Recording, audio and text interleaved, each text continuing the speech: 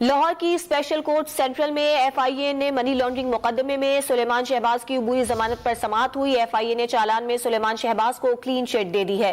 اس پر بات کریں گے ڈان نیوز کے نمائندے رانا بلال سے۔ رانا بلال، سماعت کے دوران مزید کیا کارروائی ہوئی، بتائیے گا۔ بالکل جی، اسپیشل کورٹ سینٹرل میں منی لانڈرنگ مقدمے پر سماعت ہوئی اور سلیمان شہباز عبوری ضمانت مکمل ہونے پر لاہور کی وہ اسپیشل کورٹ میں پیش ہوئے ہیں۔ ایف آئی اے نے سلیمان شہباز اور ملزم طاہر نقوی کی حد تک جو انٹرم چالان ہے وہ عدالت میں پیش کر دیا ہے، اور ایف آئی اے نے اس چالان میں سلیمان شہباز اور طاہر نقوی کو کلین چٹ دے دی ہے۔ ایف آئی اے نے اسپیشل کورٹ میں یہ بیان دیا ہے کہ سلیمان شہباز کے خلاف منی لانڈرنگ کے ثبوت نہیں ملے اور کسی قسم کے کک بیکس کے ثبوت بھی جو ہے وہ ایف آئی اے کو نہیں ملے۔ ایف آئی اے نے یہ بھی کہا ہے کہ سلیمان شہباز اور طاہر نقوی کے کیس میں منی لانڈرنگ کے کیس میں ملوث ہونے کے بھی جو ہے وہ شواہد نہیں پائے گئے۔ ایف آئی اے کے چالان کی روشنی میں سلیمان شہباز اور طاہر نقوی نے اسپیشل کورٹ سینٹرل سے اپنی ضمانت جو ہے وہ واپس لے لی ہے۔